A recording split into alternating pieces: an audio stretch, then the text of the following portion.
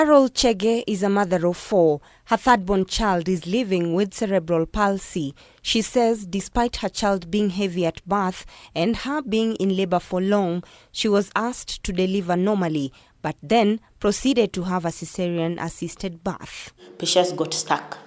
Yeah, like she was trying to come out, but she was not able.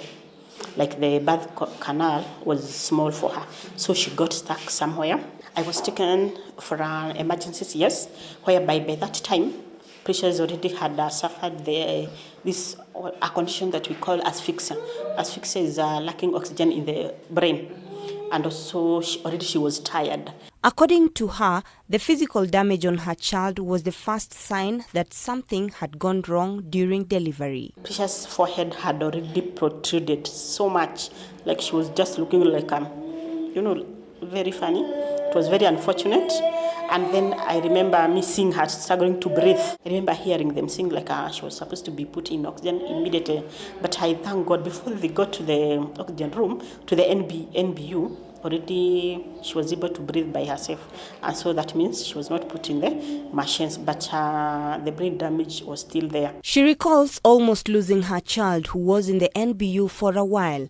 First, her child lost her sight, which she later recovered, among other medical challenges that Carol blamed on negligence. The student who had put the tube, in her hand, missed the vein, and so just kept it there and wrapped it with the bandage. Okay, she was lying in this position of like facing up, and her hands were, lying down, touching the mattress. So all the water was missing, getting in her body, and it was pouring on her beddings like this.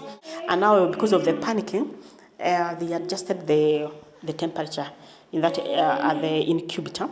But what they did, they overheated it again.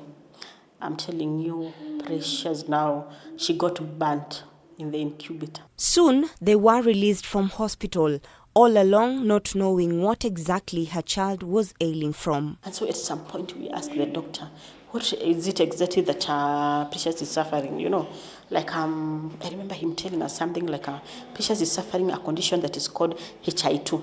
HI2 is a process of getting cerebral palsy, but it's not cerebral palsy. Like the person hasn't acquired the condition, fully, and of which it was a lie.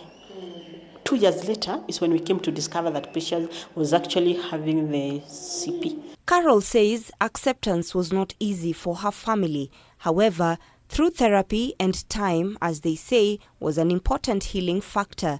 She now uses her experience to enlighten other mothers who have children living with cerebral palsy.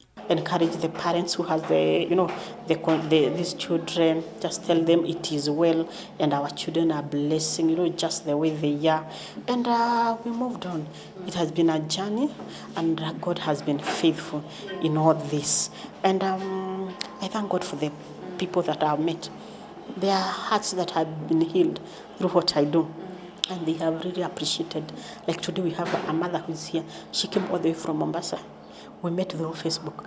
And when we met, she was at this point of committing suicide. Yeah, because of the stigma in the society. People believe like, now you have this baby. It seems, maybe you have things like imagine, all those evil things, which is not true. According to experts, the abnormal development of the brain or damage that leads to cerebral palsy can happen before birth, during birth, within a month after birth, or during the first year of a child's life while the brain is still developing, all of which can be prevented one way or another. Robbie Omondi, K24 Health Beat.